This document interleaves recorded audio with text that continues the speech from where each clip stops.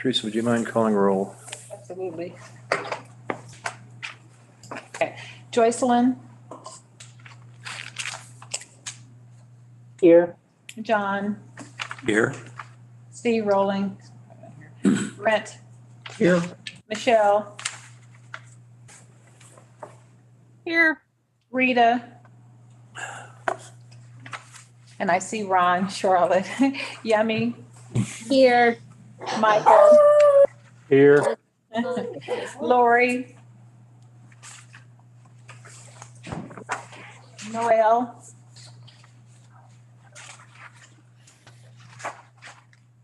Lori.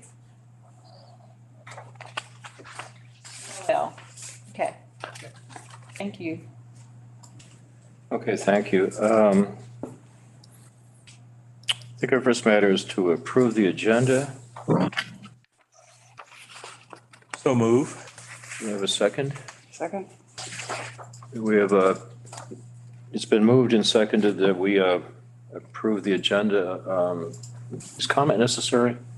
Discussion? No. All in favor, please say aye. Aye. Any opposed? And any abstaining?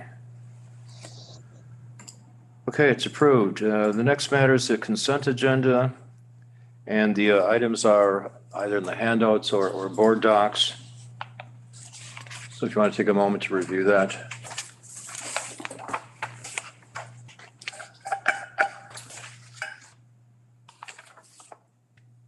Okay, do we have a motion to approve the consent agenda? I move, this is Michael, to approve the consent agenda. I Thank you, second, Michael. this is Joycelyn. Joycelyn, and it's been moved and seconded that we approve the consent agenda. All in favor, please signify by aye. Aye. Aye. Aye. Any opposed? And any abstaining? Good, it's passed. Next matter is preliminary business, awards and recognitions. I don't know of any. Do you know of any? Don't have any. Right. And there are no visitors here in the conference room. Are there any? Would Cody know if anybody is here? Yeah, we don't have any who expressed desire to communicate with. Sensible people. Next matter is our financial report. Okay, at the end of the month, we have received total tax revenue of $58.8 million, which is about 4.5% higher than last year's. That's about $2.5 million more. The total amount of operating revenue is about $53.3 million, or 98% of the budget. If we look at county by county, we have received about 100% of budgeted revenue from Clay and Platte County. For Jackson County, we received about 96% of the budget. Well, had a callback from Jackson County, that's about $278,000. Yes. Otherwise, we couldn't I'm in meet. the meeting. Next slide. Hello. Quan, I want to clarify that. You said that if not for the clawback, we would be right on it with Jackson County. Okay, thank you. Jackson County. Okay. On the expenditure side, we spent about $22 billion, or 68% of the budget for payroll and benefits. For library materials, we spent close to $7 billion, or 60% of the budget. All other operational accounts is about $5.8 billion, 57% of the budget. The total amount of expenditure is about $34.8 million, which is about 8% lower than last year's number. The next slide is the debt service. Right in the middle shows the total amount of interest from Bank of Kansas City for about $110,000. And the interest from the Texas about $3.4 million. And we received a reimbursement about $61.5 million, leaving a cash balance of $21.9 million. Next one is the capital project fund. Two projects. We spent about $1.1 million so far for Woody's historical home. And for capital plan, we spent close to $20 million. Next one is the grant and gift fund. We have about 20 active grants, and we received about $190,000 in funding, and we spent about $287,000 so far this year. The next one is the health insurance fund. So far this year, the total amount of contribution from both employer and employees is about $2.8 million. And the expenditure for medical claims, fixed costs, about $2.7 million. And also, at the end of the month, we have a fund balance of about $1.5 million. Next one, the last one, is a summary of the investment accounts. I believe that detailed statements are on the board doc. This is just a summary. Hello, Moto. We have two investment accounts. Under the capital investment, the total amount of market value is about $26.8 million. Average yield is about 1.17. For operating accounts, the total amount of market value is about $36.5 million. The yield is only 0.27 and will be matured in September this year. That's my report for the month. Thank you. Any questions for Quan? I just had one. I was curious. If we're at 98% of the budget, is it expected that maybe through fines or something else that other funds will come in, Yes, we will still continue to receive some amount of tax revenue, late payments? about $300,000 or $400,000. A little bit from funding, like the reimbursement for E-rate from federal government. Perfect. Final fees, very small amount, smaller than in the past. Okay, thank you. Any questions for Quan? All right, the next matter is our old or unfinished business committee reports. Building committee, Brent? Good to be with everybody as we are able to gather. I'm going to kind of go through this in an expeditious manner. I think staff may have some slides that they want to share with us about some updates. Just kind of a heads up about what might be coming up, and we'll discuss it shortly. The building committee is meeting Thursday at 9 o'clock. We have an important discussion item. We've received our bids for the Lee Summit branch, and we will evaluate those.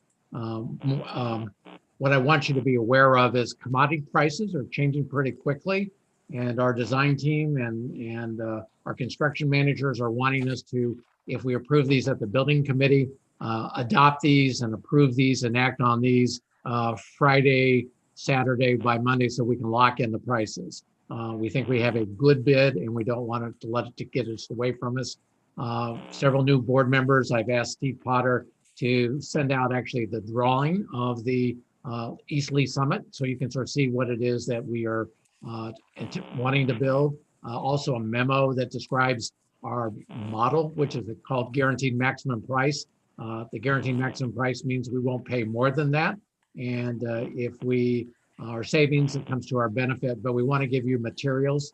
And as always, any board member and any member of the public is happy to attend our meeting Thursday if you just want to understand that particular project a little bit better, or the decision that you'll be asked to be making later on. Steve Potter has agreed to make himself available. Jake Weimer has agreed to make himself available. I'm available if you have any questions about the project. We want you to make not just a vote, but an informed vote really around Lee Summit. It's an important, really project for us, and we want to kind of act expeditiously. The second thing is there was on the agenda, a scheduled closed meeting. We don't need to have a closed meeting today. So it's anticipation of a possible property acquisition in Green Valley, and that may be a topic of their building committee meeting on Thursday. I think that's what I would share by way of commentary. I think Steve and Jake may have some things they want to share with us about progress today. And then after that, I'm going to ask a special favor. Okay, so what I'd like to do is if we can advance to the next slide, please, Cody. I'd like to just give you our general status update. So the next slide after that is our dashboard, or sometimes we call it the placemat when we print it out because it's the size of a placemat. And just a couple of key numbers that we always like to point out on the dashboard. The first one is, too many windows open. Okay, so a couple things that we want to point out is that if you look over at the sort of the second group of boxes, there's a column that says change. If you look all the way down at the bottom, it says 57%. So basically 50, and that's referring to the invoices. So 57% of all invoices and all due payments are complete. That's just completely out of our hands. Now, one of the other things that I always like to point out is that if you look at the third column, there are a list of several project names which correspond with branch names. Some of them are black. If they're black, then that means that the project is completely done.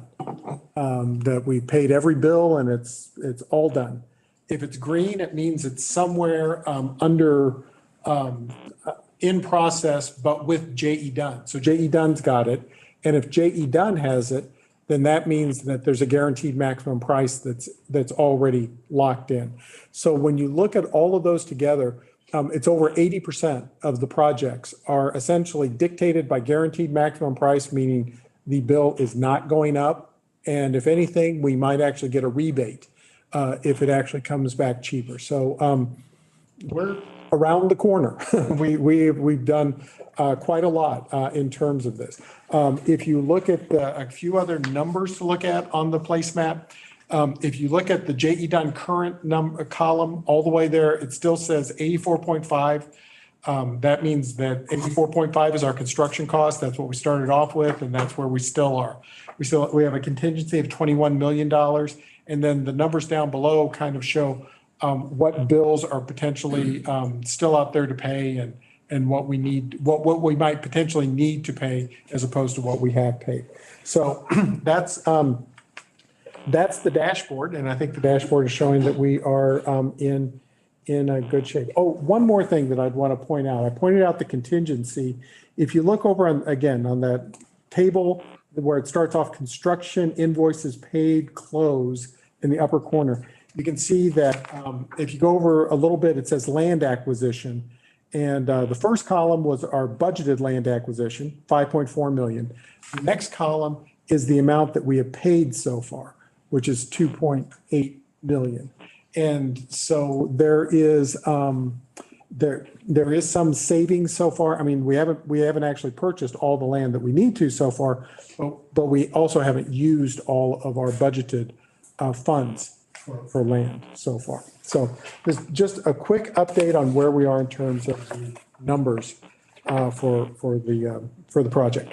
If we go to the next slide, it's our it's our what's the status.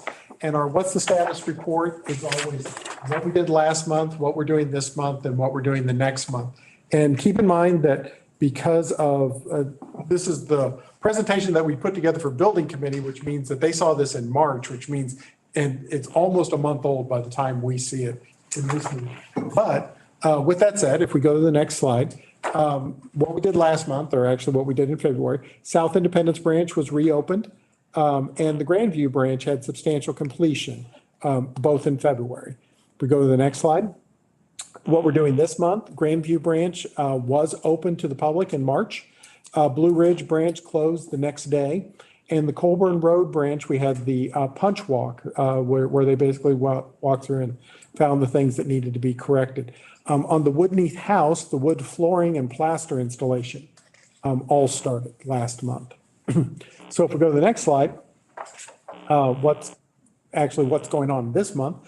The road was substantially complete on April the 12th, and the Lee Summit branch is out for bid, as Brent mentioned. And we do have some of that information in. The Woodneath Homestead paint, trim doors, installed the fire shutters, and refinished all the wood floors, or we're in the process of refinishing the wood floors. And so that's where we are in terms of our projects. If we go to the next slide, I think we've got some images. And so I definitely wanted to share this one with you because this is the auditorium, and you can begin to see that we're finally getting structural steel. The other thing that's probably worth noticing is if you look on the right-hand side of the picture, the Woodneath house, with the shutters in place and all the tuck pointing and everything. Although it's not a picture of the house, you can see that the house is in pretty good shape, at least on the outside. Still a lot of work going on the inside. So if we go to the next slide,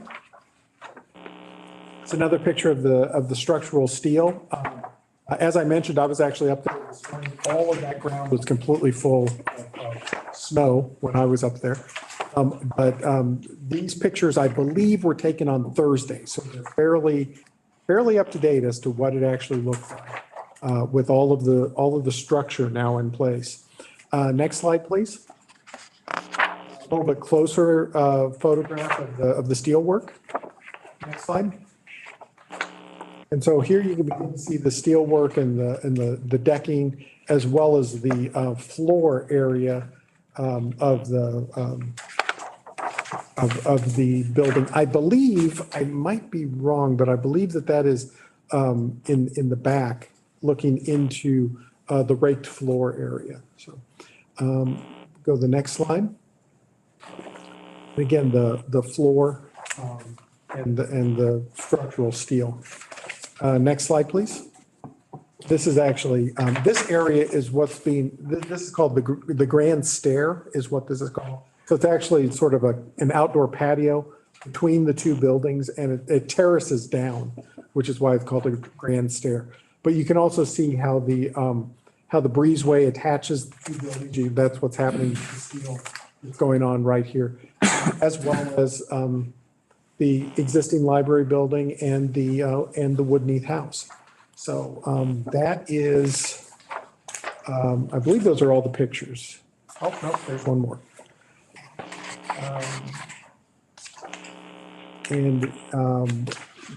Is that the last one? Okay, yes, looked like that was the last one. So that's where the Woodneath auditorium is. That's really our project that is really underway in a substantial way at this point. That's about the only one. I do want to point out that I was able to go on a tour of all the South branches last week. And actually it was something that Brent was wanting to do. And then Brent got pulled away, but Michael went on the tour with me. And it was really quite something to be able to see all of the buildings, just one right after the other, and how we've been improving them. And it was definitely a good day. It was an exhausting day, but it was a good day to see all of the updates and the value that we've been bringing to the community. So I think that's all I have that I would want to say about the construction update photos and where we are in the project, and just mentioning the tour briefly. Michael, I'm not sure if you would want to share anything about the tour, other than the fact it was exhausting. Well, it was well worth it, Steve, and everyone. I think we did 15 or 16, all of them, and we ended up the day with a nice cup of coffee. And so that was really nice. But I was overwhelmed by everything I saw, just from a aesthetic standpoint, and then all the facets, everything that's involved in, really orchestrating the library buildings, all the systems, all the books, all the everything. And it was really opened my eyes. So it was a really eye-opening day with Steve, and I'm looking forward to the other half. But yeah, I was really overwhelmed. I was really impressed. Colburn Road, um, I don't know, that place is staggering. Plus the new Lee Summit. And this, one of the surprises I guess I had was Steve, which was the one that had like the food pantry, that kind of thing? Well, that was the Farview Library where we collaborate with Community Services League. Yeah. Yeah, that was really quite unique and quite impressive too. Just partnering with the community in a way that was really strategic and helpful in building relationships, that kind of stuff, above and beyond, whatever else the library has to offer, which is massive. And so, yeah, just a big thank you to Steve. I guess it was eye-opening. It just opened my eyes to the massive amount of buildings and everything involved, from a standpoint of libraries and, being on the board and getting to oversee all these things and look into all these things. It was way beyond my expectations. So thanks again, Steve. Well, and this is a longstanding tradition where we go on these branch tours. And I was able to I wanted to kind of dip my toe into the water, sort of a small tour. And we were able to successfully do that. And we're going to do it again next month up north. And then we're going to be doing it on an ongoing basis. So, if you're feeling like you are comfortable riding in a van with 2 or 3 other people, contact Teresa, find out when the next tour is, and I'll be happy to add you to the itinerary to do that. The other thing that I know Ron and I've been talking about doing is maybe this summer having an abbreviated tour, renting a bus maybe, and having an abbreviated tour with as many people as can come.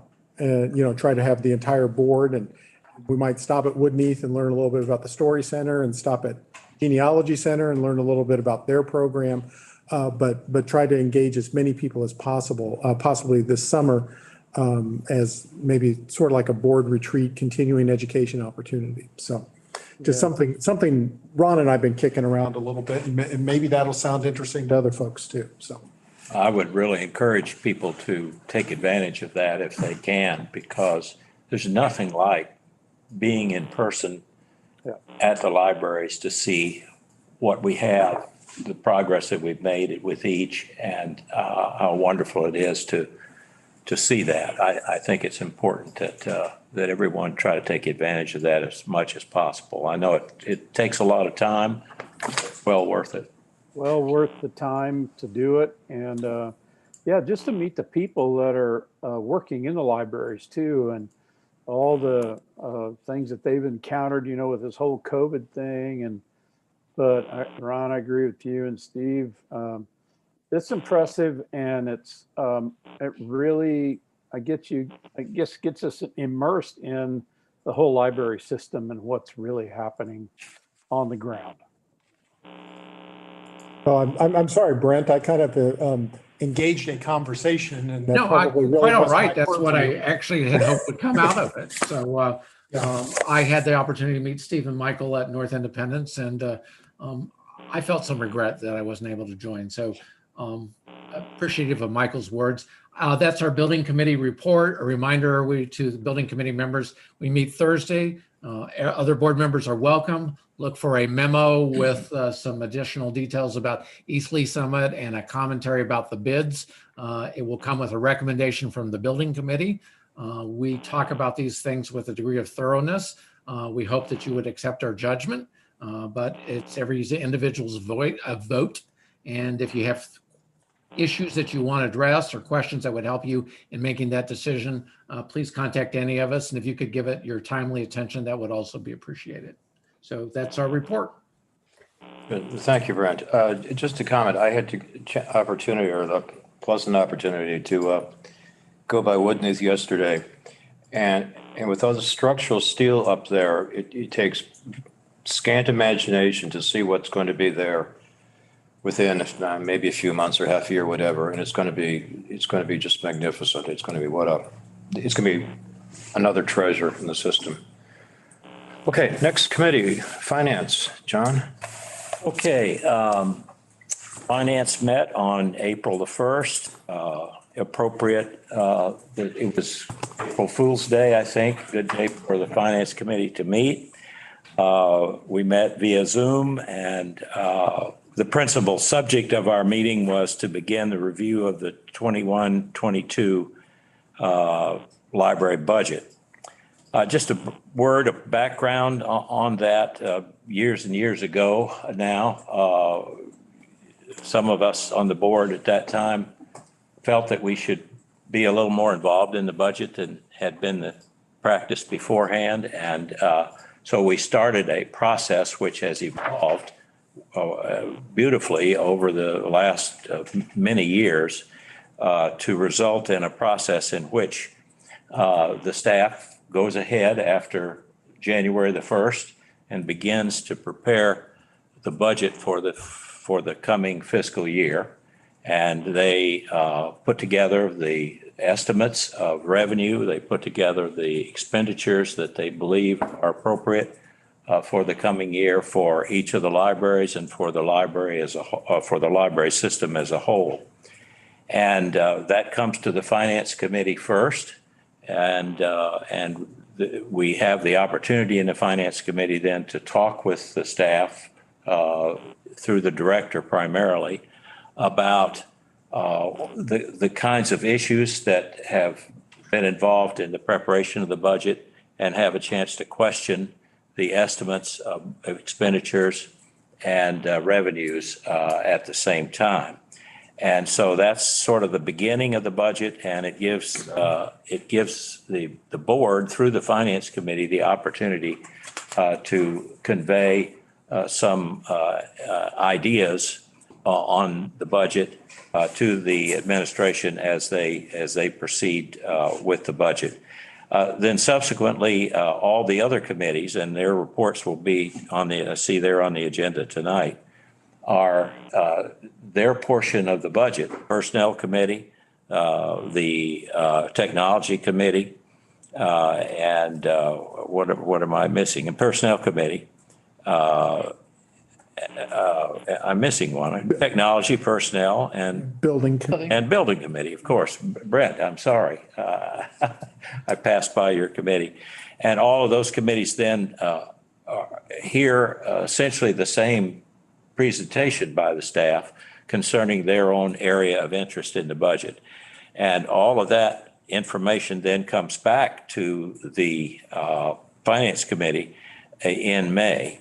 And so on May the 7th, we will meet at our regular meeting, and we will then take a look at all of the issues that have been raised, the suggestions that have been raised, the changes that have actually happened in our estimations by that time, if any, and we will have the opportunity to have a final review in May and June. So the Finance Committee will meet in May and June and will ultimately make a report for a balanced budget to the full board at the June meeting of the board. So now back to the April 1st meeting and the fact that it was April Fool's Day. We were delighted that the staff seemed to be playing an April Fool's Day joke on us, because the first thing we heard was that all of the dire results that we thought would occur from the pandemic in terms of our revenues turned out not to be true.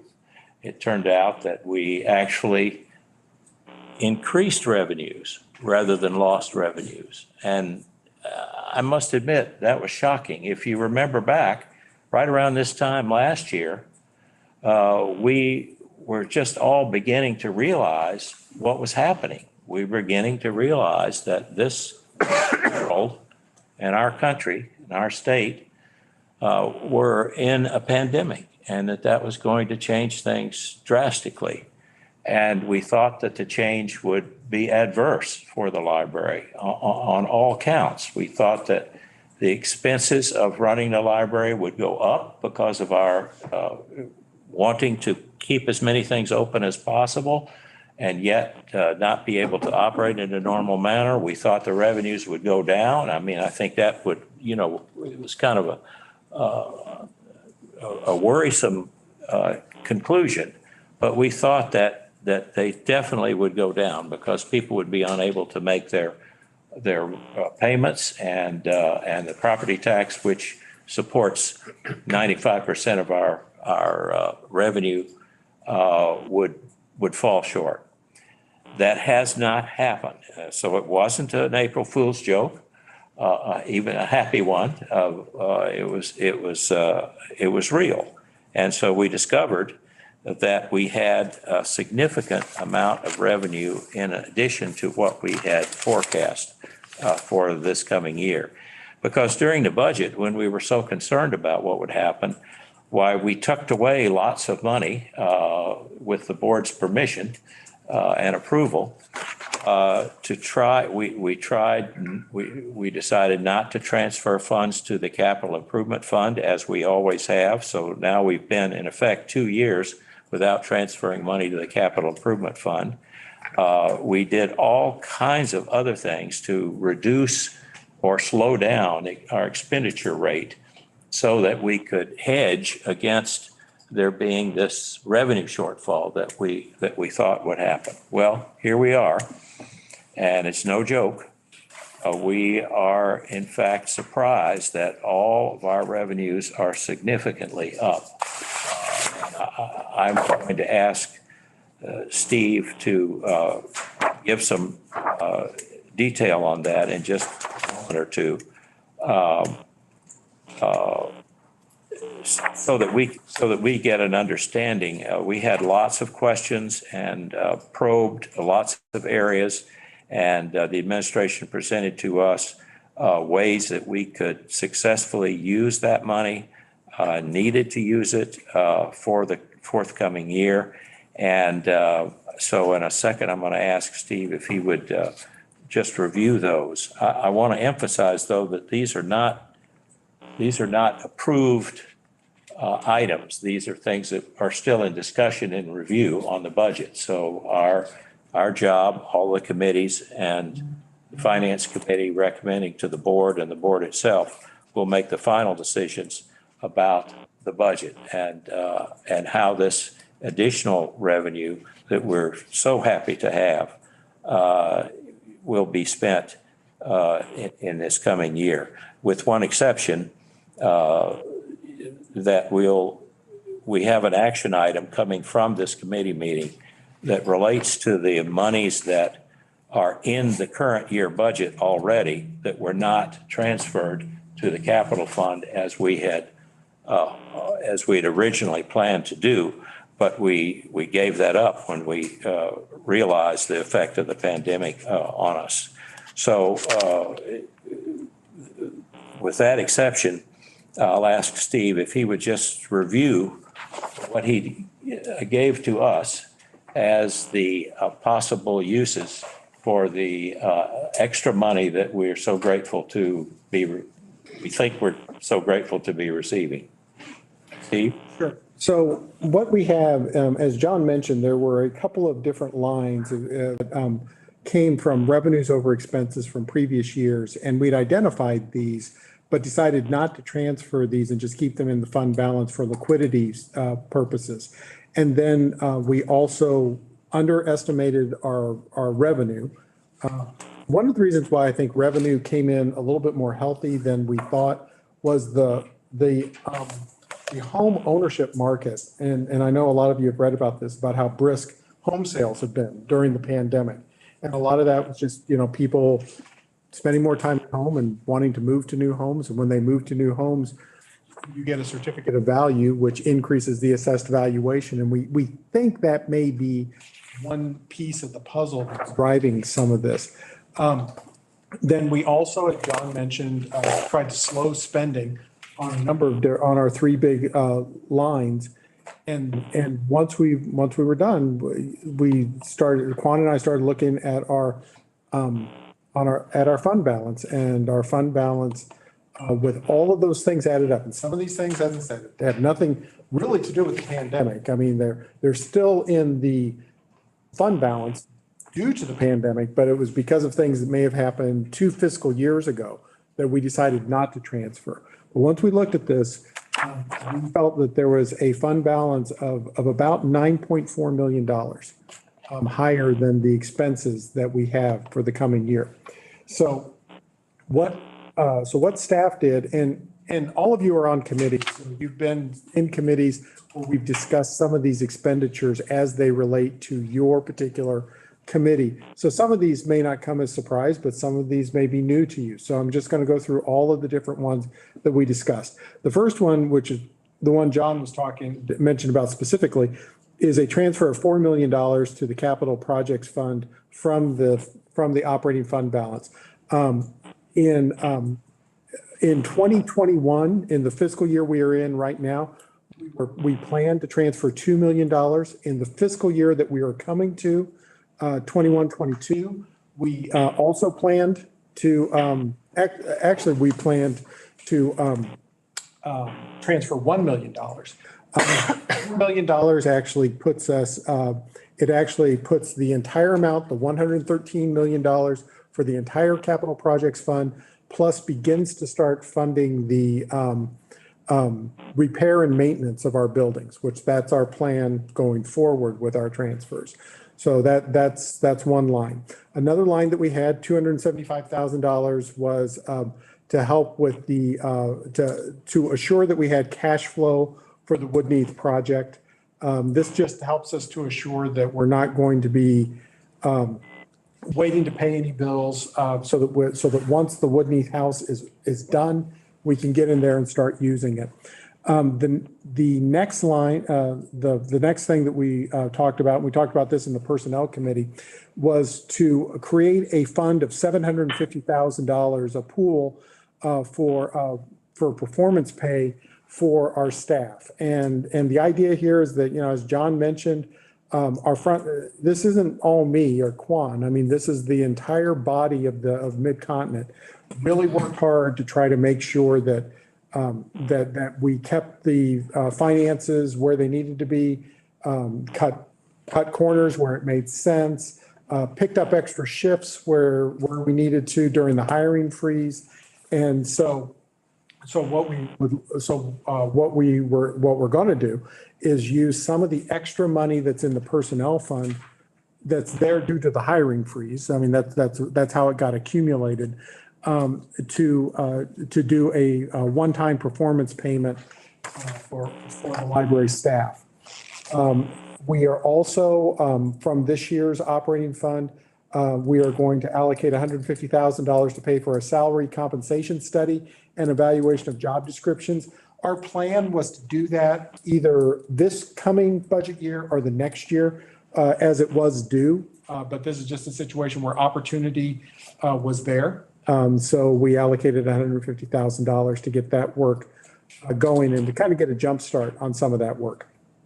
The next line, out of this year's budget, we plan on spending $530,000. This is out of the material side, books, databases, things like that. And this $530,000 will actually pay a remaining outstanding balance for our perpetual license to the Kansas City Star Digital Archive.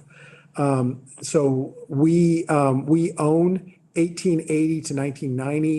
This actually helps us get 1991 to 2013 and pays off that perpetual license. We had, I think, 2 more years worth of payments, and this just wipes them out completely. In terms of technology services, we actually have 2 technology services that we want to talk about. Both of these are transfers to the capital project fund. One of them is to replace all of our self-check hardware. Our self-check hardware is getting a little old and hard for us to update and upgrade.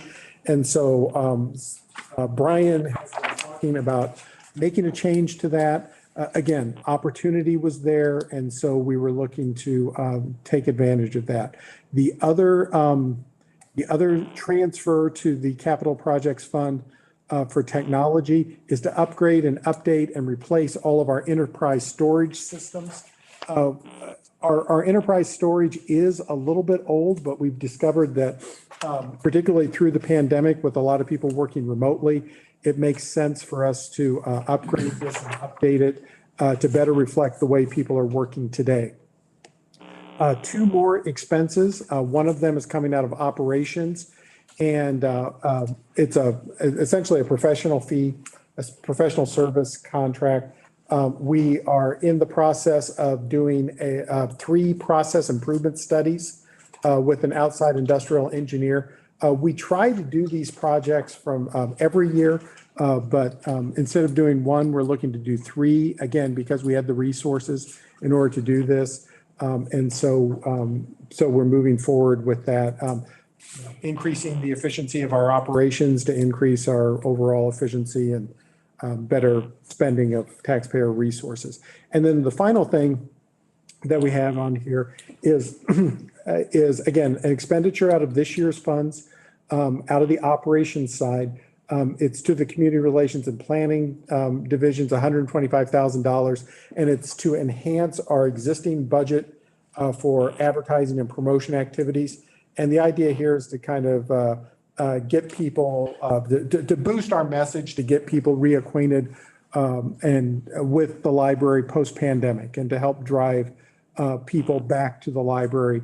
This $125,000 is on top of the traditional budget that the marketing department has. So this would, I'm trying to remember what that number is. I think it's normally in the neighborhood of 300,000. So it's an addition to that amount. So in the end, the way that this works out, it's a total the total expenditure of $7,380,000. So of that $9 million that I was talking about before, $9.4 million, it's an expenditure of $7.3 million. 5.25 of it is a transfer to the capital projects fund. And so in the finance committee meeting, there was a vote, and the committee voted to make a recommendation to the board. And I was looking to see if I could, let me get the actual verbiage on this, because fortunately the verbiage matters. The recommendation from the committee to the full board was to transfer $5,525,000 from the operating fund balance to the capital projects fund to be used as follows: $1.25 million for technology expenses, $275,000 for appropriate expenses for the Woodneath project, and $4 million for capital improvements and replacements and maintenance. And of that amount, the bulk of that would have been, under normal circumstances, that would have been almost routinely approved as a transfer from the operating fund to the capital fund. Is that correct? 4 million of it would have, yes. Yeah. Yes. Okay. Again, I want to emphasize that this is the process of board review, and we have a couple of steps left to go before we make a final recommendation to the full board. And like Brent, we hope that the full board will listen to us and know that we have thoroughly reviewed the budget at the time we make a recommendation, or we wouldn't be making it. But we will be doing that, and we wanted to let you, however, hear in the sort of raw stage where the budget is at the present time. And so if there are comments or questions that you have plenty of time to get those to me or to Charlotte, who is the co-chair of the committee. And we would welcome any comments, suggestions that you may have that you would want us to incorporate in the review, or questions that you have, or suggestions that you have. All those are quite welcome. But at this point, I would like to move that we Give me the exact words, would you? Sure. The wording of the motion was, or the recommendation, the Finance Committee recommends to the full board to transfer $5,525,000 from the operating fund balance to the capital projects fund to be used as follows. 1.25 million for technology expenses, $275,000 for appropriated expenses for the Woodneath project, and $4 million for the capital improvements replacement and maintenance fund. Okay, so as chairman, I would make the recommendation, or I would make the motion on behalf of the committee to adopt that recommendation from the Finance Committee as a whole. And ask if there's a second. I second. Lori. Noel. Noel, hi Noel, thank you. Okay, it's been moved and seconded that we have a transfer of $5.25 million from the operating fund to the capital projects funds. Is there any discussion? None. All in favor, please signify by stating aye. Aye. Aye. Aye. Any opposed? I'm sorry, any opposed? Any abstaining? It's passed. Okay, thank you very much. I appreciate that. And that concludes the report of the Finance Committee, but you'll hear more from us later on. I might also mention that I'm on that committee, and I have absolutely seen the diligent, absolutely tireless effort that John and Charlotte do, and it's a pleasure to work with them. Personnel Committee. Hi. The Personnel Committee met on April 14th. And as you may recall, the April Personnel Committee meeting usually starts the drafting of next year's budget. The committee discussed several matters and has one recommendation to the board. I'll deal with the recommendation first. Staff started by illustrating the projected revenue estimate from fiscal year 2021 to 22. And that has also been shared with the Finance Committee.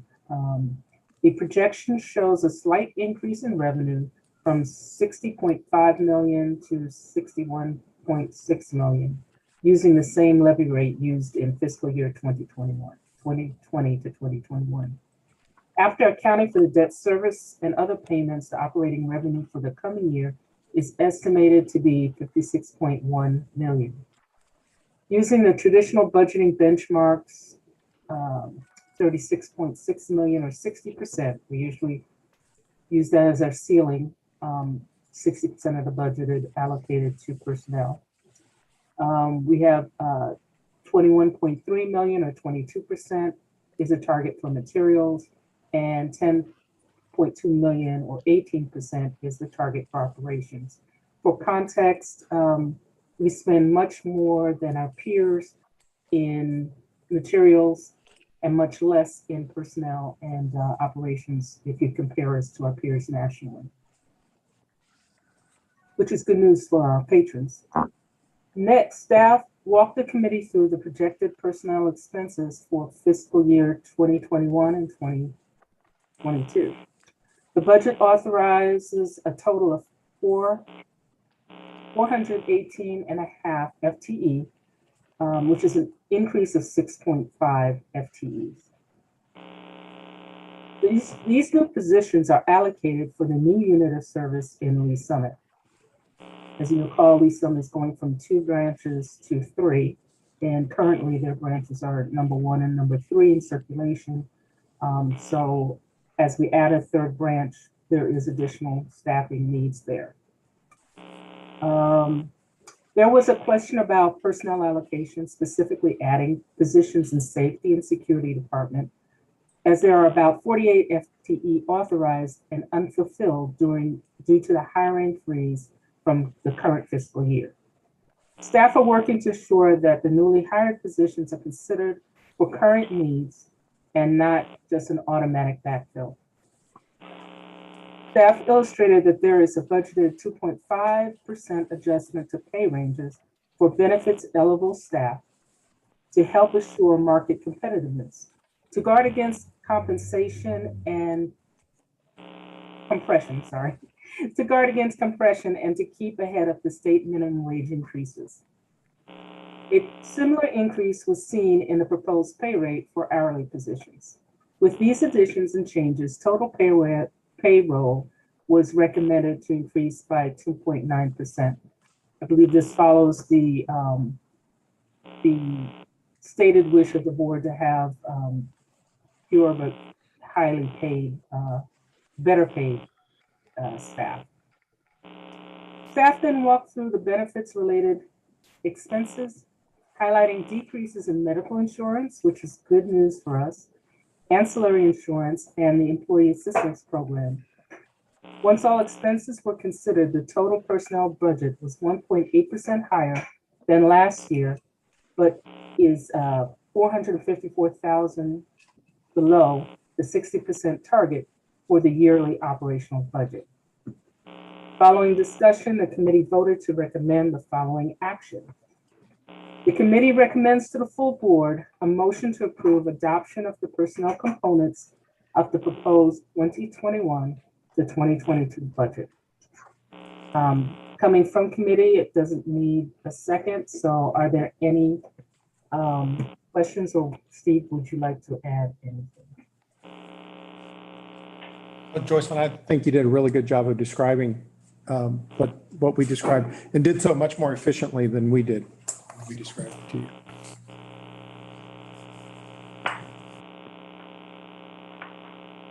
So this is our only item on here that needs a vote. So Ron, I'll leave you to guide the vote on this, since you're in person. For the budget recommendation. Remember, this is not a final vote. This is a recommendation to take this initial budget. It will be looked upon again by the Finance Committee. Yeah, and just one more minor thing about this. This is again a long-standing practice. It's not written anywhere or not required anywhere. But if the board essentially gives an endorsement of this, then what it allows the staff to do is it speaks for 60% of the upcoming budget, which makes the final 40% kind of fall in place easier. Let's Quan keep more of his dark hair and less gray hair for him. So if the board feels comfortable with endorsing this, then it helps move that process along. So I've got a question. So yeah. Yeah. Is there a motion to that? Joycelyn made a motion, and as a recommendation from the committee, it doesn't require a second. So we're just in discussion. I've got a discussion question. On the top line, the FTEs 364.5, is that a current number, a projected number, or a number we're hoping for because of the proposed budget? Yeah, the 364.5 FTEs were the number of people on the payroll as of 3/26 of 21. Is there a projection of increasing number of people on payroll? Yeah, and so if you go down about 4 more lines where it says 2020 to 2021, total authorized benefits eligible FTEs 412. 412 is actually What's your the amount target? that was the amount that was targeted for the year that we're in right now. Okay. And then, as Joycelyn mentioned, if you go down a couple more lines, you can see where it says up to 6.5 additional benefits eligible FTEs for 2020-21 to 418. So 418.5 is actually going to be the new authorized ceiling. And that number is going up due in part to staffing the new Lee Summit Library. Right, okay. Now, on the budget, for the determination of this, how do you figure how many people you're going to need based on is it based on the budget or just projections of the library needs and all that? Okay. Yeah, it's an incremental, standard, I guess, is the way that you would look at it. So we look at the amount that we were authorized last year. assume, or not assume, but we research and look into this, you know, do we still need those positions? Do we need to keep the positions but have them do something different and all of that? But we start off just in terms of numbering, just looking at a point in time in the payroll. How many people are on the payroll? And then how many people are not on the payroll, but we have authorized? And that number is much, much larger than normal. Normally that number is in the neighborhood of 10 to 15, but it's actually 47 this time. And that's because of the hiring freeze, because we didn't hire anybody. Okay, I was just curious on the numbers. Yeah, that's how we get there. So we start off essentially with the amount that you all authorized, but you all authorized 412 people last year. And then we build from there.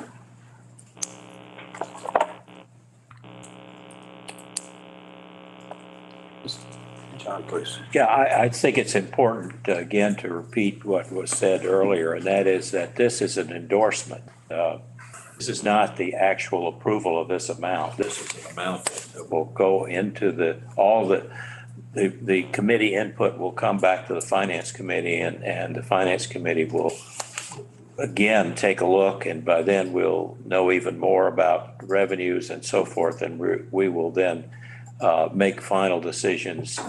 Will be recommendations to the full board. So this is an endorsement, very important endorsement, because if you don't think this is the right thing to do, well, then you don't want to endorse it now. But from what we've heard, we think it is the right thing to do. But that's what we're doing. That's what the vote means.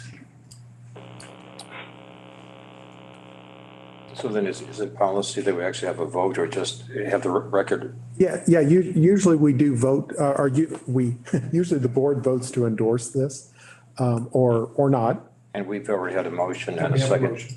Yeah. Okay, fine. Thank you, Steve. It's been moved and seconded that the board adopts the recommendation from the Personnel Committee. All in favor, please signify by aye. Aye. Aye. Any opposed? Any abstaining? It's passed. Thank you.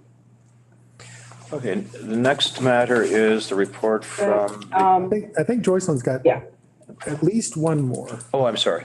Okay. Yeah, that was our voting item. We have some informational items. One is our insurance report. Jennifer Ridley gave an amazing report, very detailed on our insurance and rates. And if anyone wants to know more in detail, please talk with Steve and Jennifer about that and see the minutes from the Personnel Committee.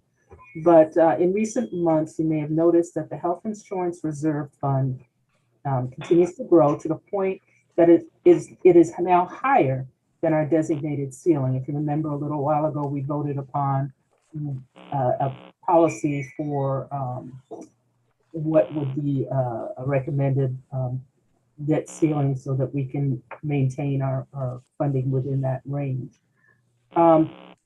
This suggests that our experience has improved. And in 2020, MCPL had plan costs of $423 per month per person. This is a decrease of $96 and about $20 lower than the average within the book of business. Staff shared the most recent report from Blue Cross and Blue Shield that affirmed that MCPL's experience is generally outperforming the carrier's book of business in many areas except specialty prescriptions. Thank you. Staff attributes this to a focus on health and wellness spearheaded by the staff's wellness coordinator, along with activities to be smarter healthcare consumers, like using urgent care and primary care physicians instead of an emergency room. Those simple things can really reduce our expenses in that area, and we commend staff for cooperating with the wellness efforts that we've had. In summary, MCPL is seeing a 9.9% decrease in plan costs, an 11.9% decrease in cost per member per month. And even considering the issue with specialty drugs, MCPL saw a 12% decrease in specialty drugs as part of the plan, and a 2.5% increase in dispensing of generic drugs, or 84%. So I'll pause here. I have one more thing about the fund balance. See if anyone has any questions, particularly of Steve or of Jennifer on that. I just want to underscore that those of you who have been on the board for a couple of years, remember that we had a couple of really bad years in a row, and it wasn't good. And when one year we actually looked at changing the plan design a little bit because we were trying to keep costs in control. Our feeling was that we were doing okay. It was just bad luck that we were just having some real, that we weren't being, we were using our consumer activities.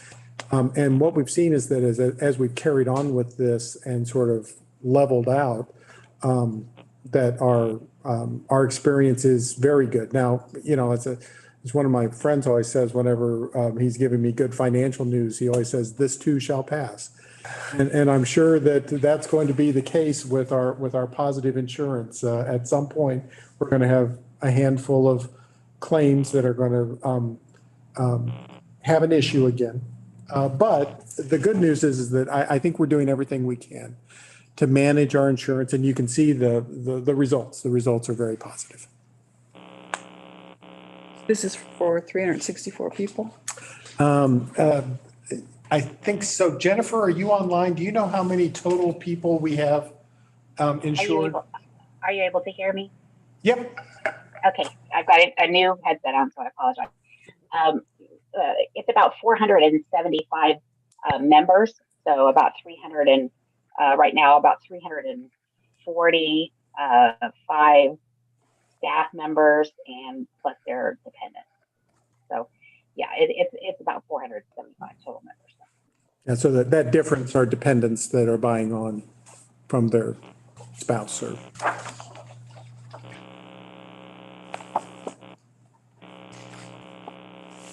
Are there any other questions? This is Lori Vamania. Can you hear me? Yes. I just had a quick question. I heard you say something about like preventive, like, are you doing incentives for like maybe, using Fitbit and getting extra steps or something? Is that the type of incentives you were talking about, or is there something different? Jennifer, would you like to talk a little bit about our wellness activities and some of the things that we're doing? We really do. At this point, we've been doing some type of wellness program for quite a while, and had the same wellness coordinator who came to us through St. Luke's, but is now our staff member, who not only do we do programs like what you're talking about, like with incentives for walking or fitness incentives, different contests, those types of things, but we also engage in some pretty comprehensive education for staff, education on their personal wellness, education on their personal mental health, and also on workplace mental health, education on being better healthcare consumers, and where to get the best care. And we have had the success that we've seen from that has been cumulative, and we can attribute that to staff over time, being receptive to and responsive to education and the program that has been provided for them. So. Thank you. That's really great to hear about. Thank you. Any other questions? What I understand, we're in really good shape with that, according to Jennifer and according to Blue Cross Blue Shield. Next up would be, we discussed the 2020-2021 fund balance. Like all other committees, staff shared several operational expenses they intend to make before the end of the year to use the accumulated fund balance that happened as a result of cautious management, unusual operations, and uncertainty during the pandemic. One of those was the staff will use some unspent personnel resources to make a one-time performance payment to staff. This is to recognize efforts made during the pandemic to help with operational savings and to efforts staff made to put the library in a positive financial position. Again, this is a one-time expense. The other thing is that staff will also use funds to pay for a compensation and job description review to assure market competitiveness, appropriate job descriptions, and both of these were likely to be budgeted in the fiscal 2021 to 22 or the following year anyway. But having these funds allow us to do it now, but it would be something that we would need to do. Another thing was that staff will also use some funds to engage an industrial engineer to help with process improvement in 3 areas. Typically, staff tries to engage one exercise like this annually, as it is part of the senior leadership team's goals. And I'll give Steve a chance to highlight those if he wishes. An example of those would be this sticky paper thing we did with the holes. But let me just give Steve a chance to talk to any of those and also field any questions that we may have.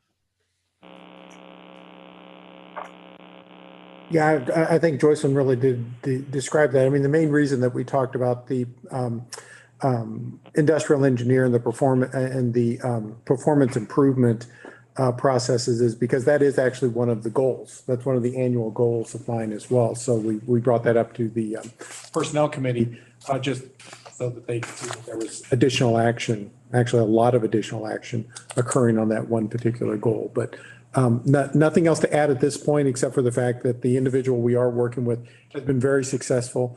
When he did his project with us for the holds processing, he was able to document an annual saving of $600,000 a year with us. And I think his processing for his materials processing for our library books had about a $300,000 savings per year. So it's usually a very good experience when we work with him. So. Is he involved in any way with the upgrading of the self-check? Not at this point. Not at this point, no. That's all from me, Ron, unless there's any other comments or concerns. Thank you, Joycelyn. The Technology Committee? It's back to me again. I was asked to fill in for Ron on April 19th. The Technology Committee held a hybrid meeting on April 19th with information items, but no votes or recommendations at this time.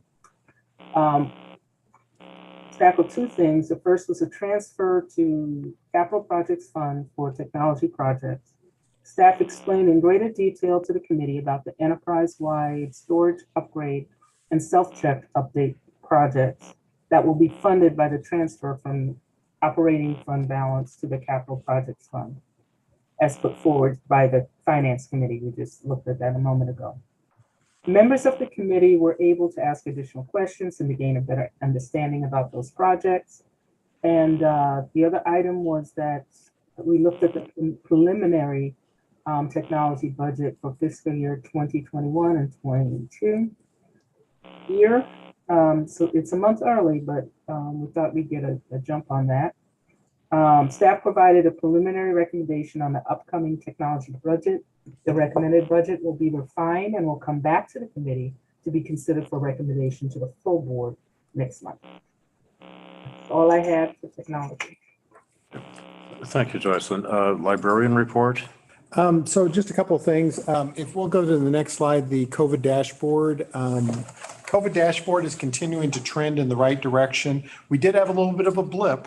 Do want to point this out. We did have we did have a COVID positive employee, and then we did actually close one of our branches for 1 day for enhanced cleaning. Because of just how everything worked out. It was just an unfortunate thing in terms of timing, but we got everything flipped around really quickly. So just the one, April, in the month of April. And we did have one with no closure in March as well. So definitely the numbers are headed in the right direction, as you can see from the dashboard. In terms of the next thing, I've got three other, is it three or four? I've got four other things to report, and I want to report these real quickly, and then I'm going to turn it over to Katina for the quarterly statistics report. The first thing I want to talk to you about is Library Giving Day. And as you remember, we talked about this, I believe, last month, and you got some email messages on this. And this was an operation or activity between Mid-Continent and the Mid-Continent Foundation. And it's really our first campaign into Library Giving Day, which is always part of National Library Week every April, every year. But this was our first time that we dipped our toe into the water. The campaign focused on purchasing more of our Wi-Fi to-go devices with service for 1 year. And here's some of the updates or some of the report out from this. The goal on this was to reach 20 new donors. We actually reached 61 total donors, and 20 of which were new. So we met our goal on meeting new donors. Our goal was to raise $35,000. This would have allowed us to purchase 10 new hotspots and service for 1 year. We ended up raising $8,525, which allowed us to purchase 24 new hotspots. The average donation was $140. Steve, it's Diana. I'm sorry. Our goal was actually 3,500. I think you said 35,000. So You're right. to let everybody know.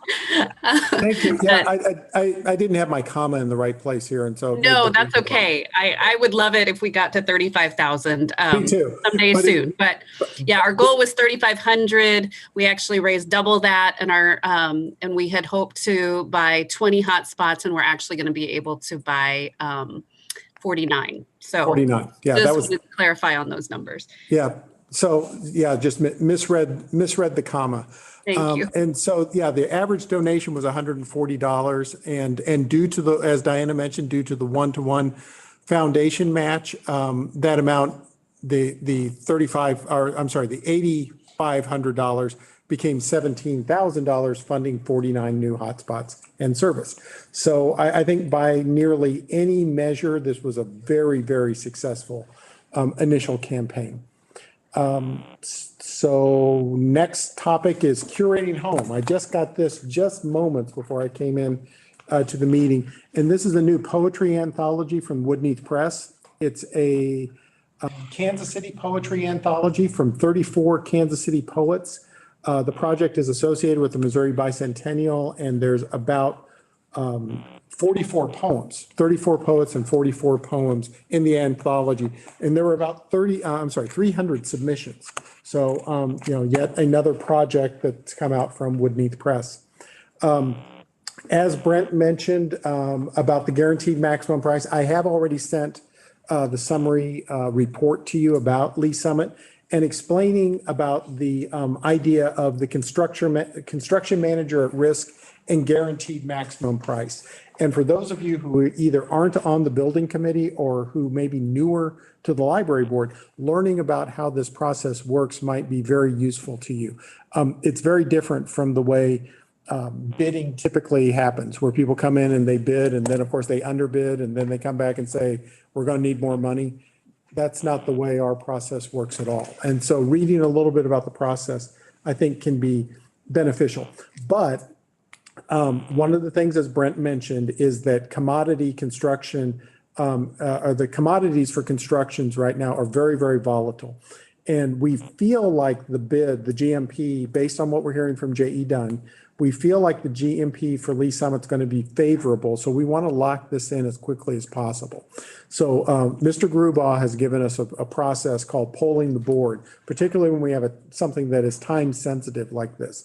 So again, assuming that the building committee recommends the guaranteed maximum price to the full board, then Teresa and Ellie will be calling all of you Thursday afternoon, Friday morning, trying to get you to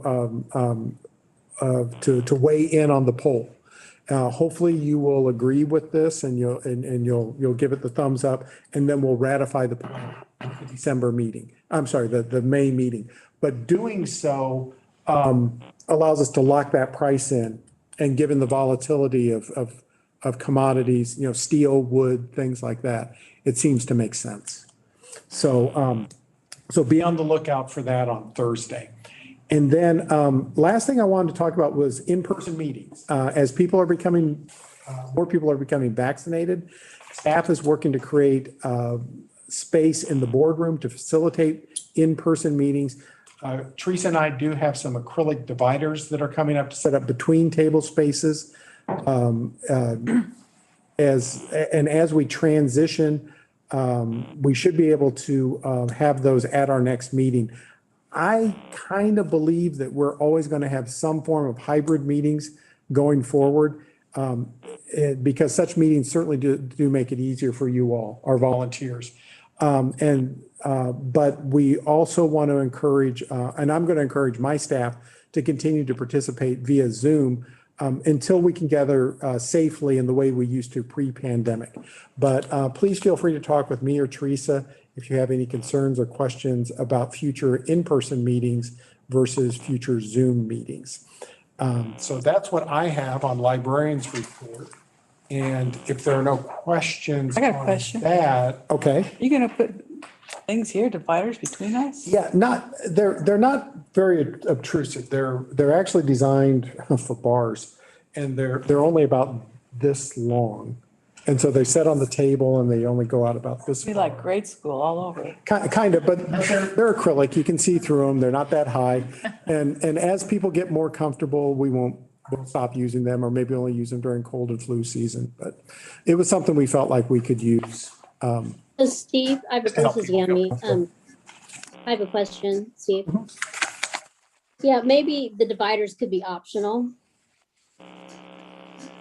Yeah, I mean, they're portable. They're not screwed into the table or anything. So if people want to take them down, they can take them down. We're just trying to do what we can to make people feel comfortable coming back. So if there's nothing else, I would like to have Katina give you the quarterly statistics report. Okay, can everybody hear me okay? Yeah. Yes. All right, awesome. So this is the quarterly statistics reports that will cover January, February, and March of 2021. And so of our fiscal year, that is Q3. If we can go to the next slide. As a reminder, our core measures in our current strategic plan, our measures of mission fulfillment, as we call it, are active cardholders, customer satisfaction, and customer transactions, or customers using library services and materials. So the first one that we start with is, if we go to the next slide, is active customers. And that the supplemental measures related to active customers are market penetration, the number of new cardholders we get, and the number of new cardholders we retain.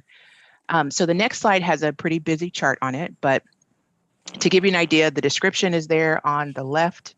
The next slide, or excuse me, the next column is represents the numbers from this most recent quarter that we've completed, January, February, March of 2021. And then the next column compares this Q3 number to Q2, or the October, November, December number. And then that last column on the right represents the change from this same time in 2020. So you will see currently, as of March 31st, 2021, we have 229,000, almost 230,000 active cardholders. And that's about 7% less than last quarter. So 7% less than December 31 of 2020. And it's about 32% fewer cardholders than we had in March 31 of 2020. But you will see there with our new card registrations, we had about just over 7,000 last quarter, which is 21% more than the previous quarter, October, November, December. But it's about 33% fewer signups than this time last year. And what I've discovered, or not discovered, but what I could say at this point is that we do, even though we do have a good number of people that are signing up online, with, our branches being closed or, having limited services available in the branch, we have, fewer people coming to our branches. And so we have fewer card registrations that way. So hopefully as we, continue on our path back to restoring full services, we will see that registration number increase as well. Market penetration, that represents the number of households with active cardholders. And this is an estimate, the next two numbers are estimates. We're at about 37% of the households within our library district have active cardholders. That's no change from last quarter, no change from December 31, but about 7 points less. So in other words, it was 44% a year ago in March 31. And I'll come back to that in a second. The new cardholder retention, that means of the people who signed up for a card April 1 of 2020 through, or excuse me, April 1, 2019 through March 31, 2020, 39% of those folks are still using their card. And that's 3 points more than we had at the end of December, but it's 10 points less than this time last year. And really those two relatively large changes from this time last year have to do with how we were counting student accounts. And if you'll notice there in that the last number there showing 100%, last year we were counting all student cards as active, and they were active, year round and then into the next year. In 2020, at the beginning of the school year, we actually changed the way that we count, and we actually are only counting new cards and cards that are actually being used, not all the cards that are out there. So currently, of the 115,000 student accounts that are out there, and that's for students in K through 12 schools, students in public schools in 16 of our public schools.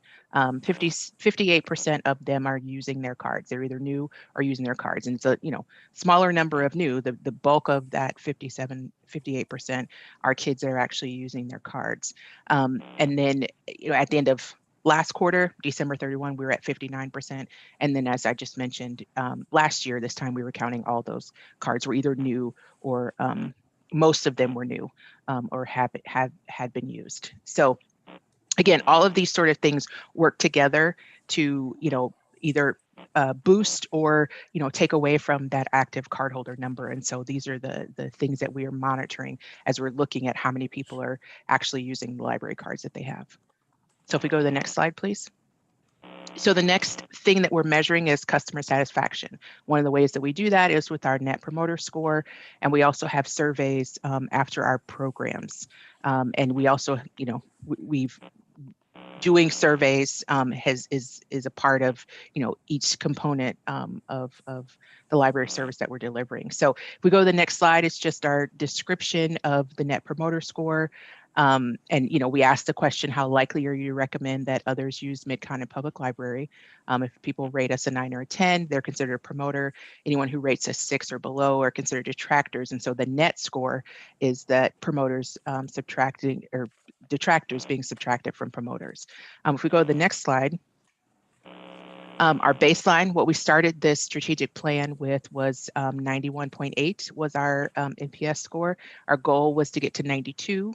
Currently, as of March 31st, we are at 90.1. So we've been sort of going, back and forth each month between 89 and 90. We are up to about 2,500 customers that have taken the survey. We do a sample of each week of the people who use their card the previous week. So we're up to 2,500 customers that are rating us at 90 or at 90.1 as our Net Promoter Score. And I review all of the second question on the survey is, please explain your score. And so that word cloud there, or the larger the word, the more times it's said. And so, that we've got friendly staff, helpful staff, that people are appreciative of being able to have books and have reading material available to them during the pandemic. And it's a lot of, it's easy to come and get books and, and a lot of people that have reported being, glad that they can come back into the branches and browse. So that word cloud is a really good representation of what people are saying about why they appreciate their library. And then the last point on this slide is that 97% of the people who completed an evaluation after our virtual library programs say that the program that they attended is very good or excellent. So I think we're in this past quarter, we had, close to 750 surveys. So 97% of that is a great number. If we go to the next slide. So our final measure of mission fulfillment is related to customer transactions, which, this is the one that, if people are, using the library, then their card's active, and hopefully if we're providing them good customer service, then they are using the library more and more people have, so it all works together.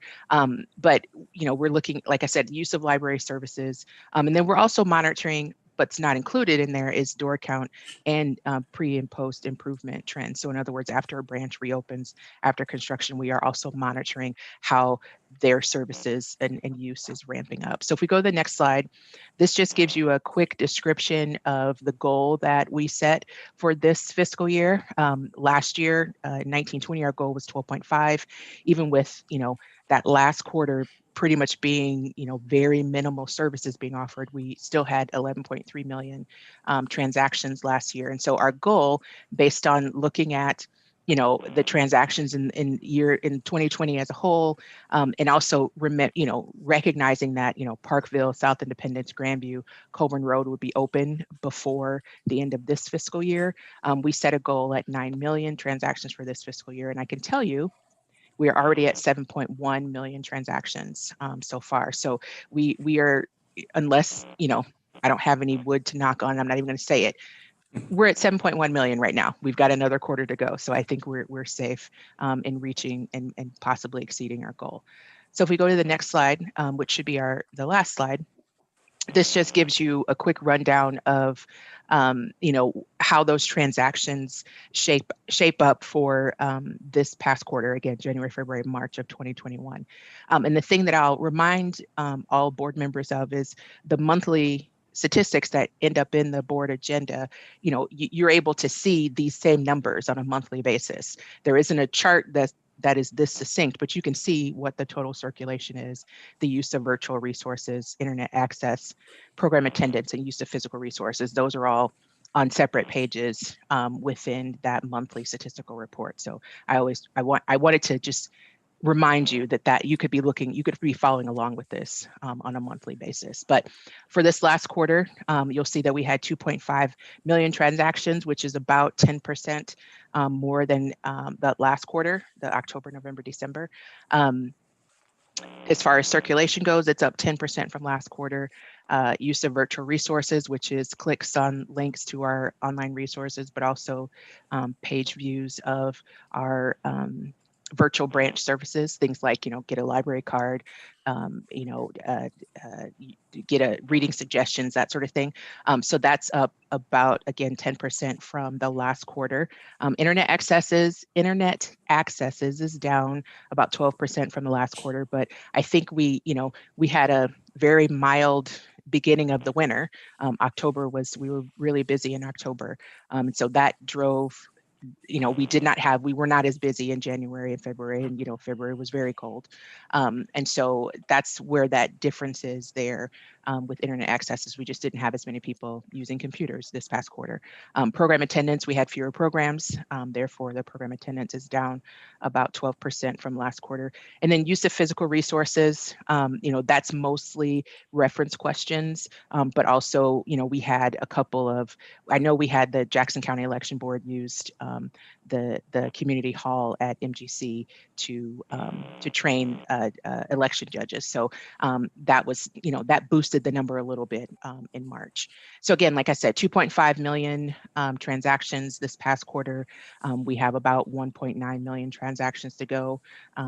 And I believe that we will, especially with, summer library program starting in June, I think we'll be really good to reach our goal for this year. And so that is my report.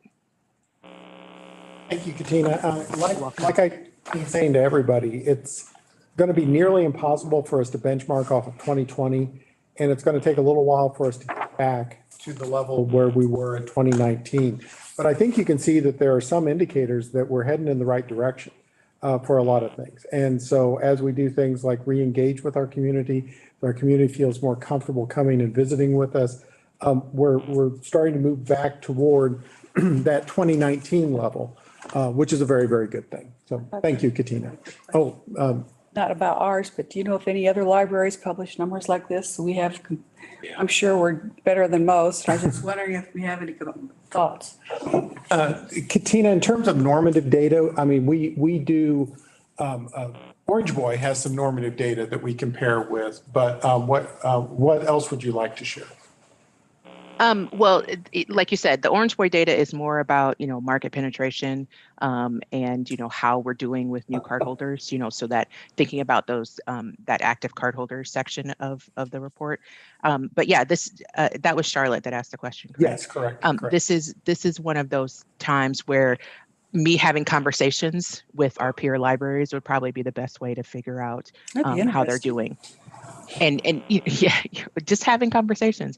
But I, also, my contact at Orange Boy can also sort of give us, a little bit more feedback on how everybody else is doing. But I know in as far as, keeping our cardholders active and keeping the number of households within our district, with active cards, we are doing very well in that respect. One other thing that I'll point out, and I'm surprised Quan didn't jump in here, is that always in the budget, we put some normative data at the back of the budget every year as well, don't we? The CAFR. Oh, it's the CAFR. Yeah, that's right. The Comprehensive Annual Financial Report, not the budget. And it does tend to be some of these output type of measures, Other libraries also serving between 500,000 and 1 million people. What's their average circulation? What's their budget, et cetera. So it's about time for us to dust those off for the coming year. So. Any other questions or comments? Great Thank you, job, Katina. Thank you. Good job. Absolutely. Very good job. Any announcements? Yeah, just please review your calendars. This is the time when, as John mentioned, most committees are going to be meeting to talk over their sections of the budget starting. And then, of course, we've got the big building committee meeting that's coming up. But anything else in terms of announcements, Teresa? No, just what's, if you take a look at that section, it goes to June, so it's pretty much all there. Teresa, this is Brian. Are the technology committee meetings there at 10 a.m. now, right? Yeah, so that is a misprint in the agenda. Yes, okay. So yeah, I will get that out and get that changed. So what Brian is saying is it was at 7:30, it'll be at 10. Thank you, Brian. In terms of program, one thing I would like to point out that I noticed on here, and I'm sorry I should have led with this, is that the Lit Up, that's the Teen Literature Festival, that's helped managed by teens and for teens, starts April the 26th, and it's virtual this year, running through May the 5th. And so that's something that it's always an interesting event. Even last year when it was virtual, it was still an interesting event to get these young teens together who enjoy reading and enjoy literature, then kind of find their tribe, if you will, and be able to discuss reading. And the teens actually do the interviews of the authors. We always are able to give away books, and it's always a really, really good event. So if there's an opportunity for you to pop in, I'd encourage you to do so, just to see this event. It's one of the spotlight events that we do. The GenreCon, the Veterans Salute. It's one of the big events. That's it. Just to confirm, the agenda did have reference to maybe a closed session. That is not to happen. No. It is not that. Yeah, building committee and we put it on the agenda because the committees did meet in closed session, and if there was some reason that the report required that we go into closed session, okay. we would do that. But As it turned out, there was no reason. Terrific. Okay. Right, and I forgot to mention that we had a closed session on at least one of the same items that the building committee. Building committee. had. And we discussed these and decided that there was they could be handled and it was not necessary to have a closed session from a finance. Good, thank you. Trustee comments? Well, I just can't help but say, I want to say to Katina, thank you so much for what you've done. It's really wonderful to have that sort of feedback on a constant basis.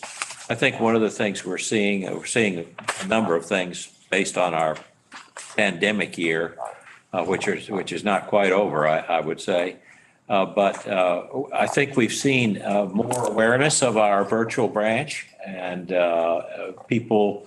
I'm not sure that the data really captures that as much as from what I'm hearing from people, that they were not as aware as they should have been about our virtual branch, and they now know more about it because out of necessity, they've had to use it. Well, I hope that we can make sure that continues because that really is an important part of what we do.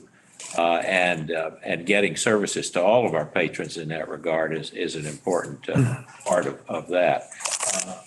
In our meeting concerning the additional revenue that we appear we're going to have, a comment was made, which I'll just pass along, and we'll probably discuss it more in the Finance Committee meeting, that perhaps an amount of $145,000, I think, was proposed for additional, I would call it public relations activities regarding the use of the library and the things that the library has that are available to help people through their lives.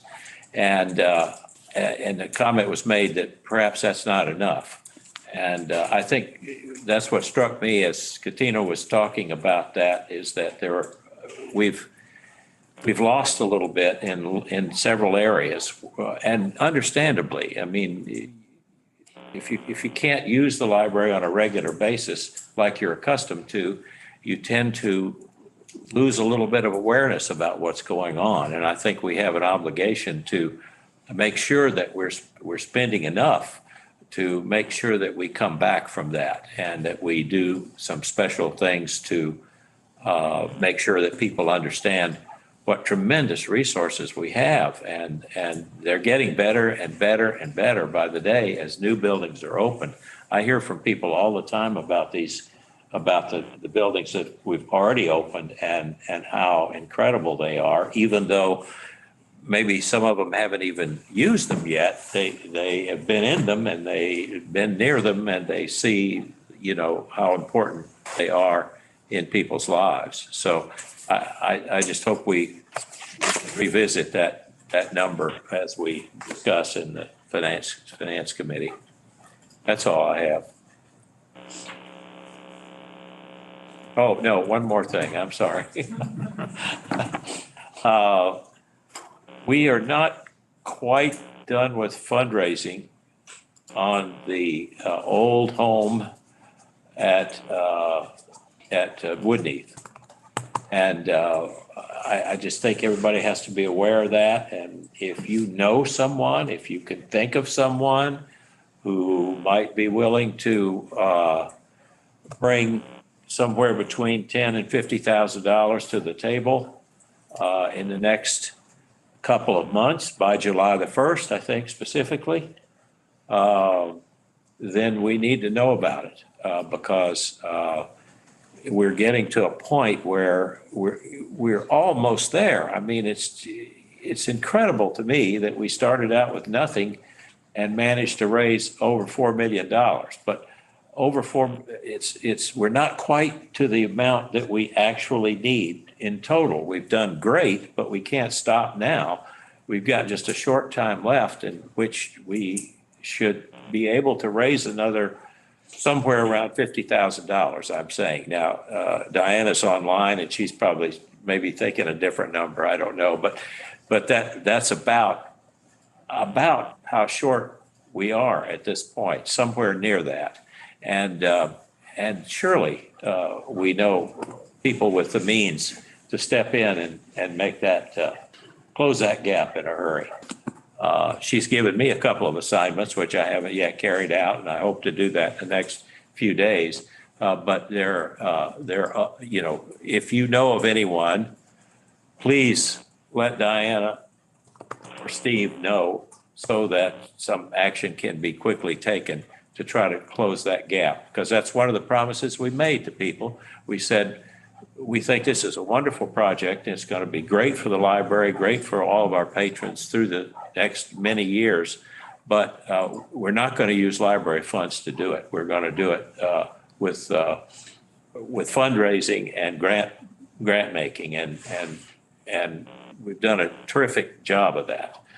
But we got a little ways to go. Thank you. Any other comments, please?